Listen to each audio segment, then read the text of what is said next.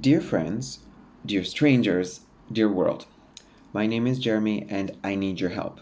Please watch this video all the way through to find out about incentives, what you can get from helping me help my friend.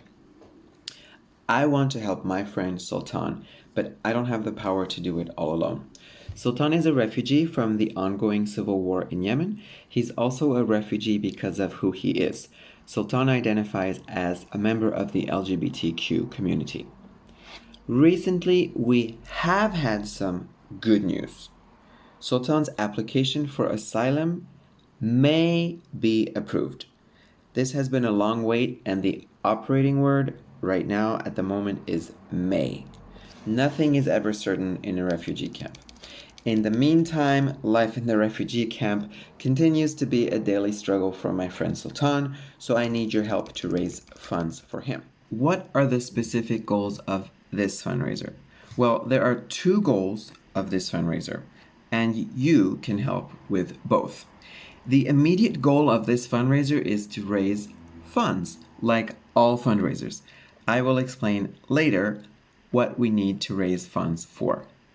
The second goal of this fundraiser is to get Sultan out of the refugee camp situation so he can become a productive contributor to society, a person who can then turn around and help other refugees. That's his goal, and that's my goal for him. What will the funds be used for? Number one, nutrition, notably fruits and vegetables. As an example, can you think of what it would be like not to have access to apples, bananas, oranges? Number two, hygiene products, toothpaste, soap, shampoo, etc. Number three, medication to help alleviate the symptoms of malaria and typhoid. Number four, clothes that fit and are not full of holes, especially jeans and underclothes. Number five, a much needed visit to a major medical clinic in a large city, notably Nairobi, for liver and kidney analyses due to his bouts with malaria and typhoid. Number six, a much needed visit to a dentist. Number seven, a visit to an ophthalmologist. And number eight, to pay for access to internet and electricity. Sultan has been a refugee for 6 years, 6.5 years. Refugees do have access to basic food, water, shelter, and medication, but when I say basic, I mean basic. In fact, Sultan has told me that he is not afraid to die from hunger, but rather from disease.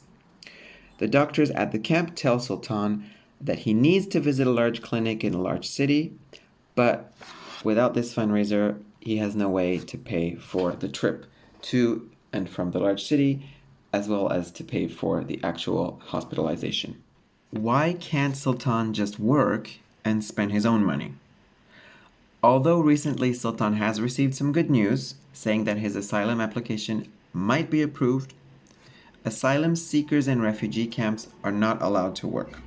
There are many asylum seekers who do manage to work on the black market, but this is difficult for Sultan because he does not speak the lingua franca of Kenya, which is Swahili. In addition to this, Sultan has not yet really mastered English. Sultan's ultimate goal is absolutely to work and make his own money, but this is only going to be possible if he's granted asylum, right? Even then, it's highly unlikely that Sultan will be able to find gainful employment in Kenya.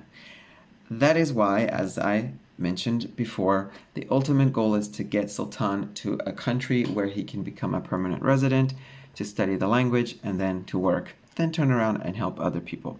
That's his goal, that's my goal for him. Next question, why can't I, me, Jeremy, help Sultan all by myself, alone?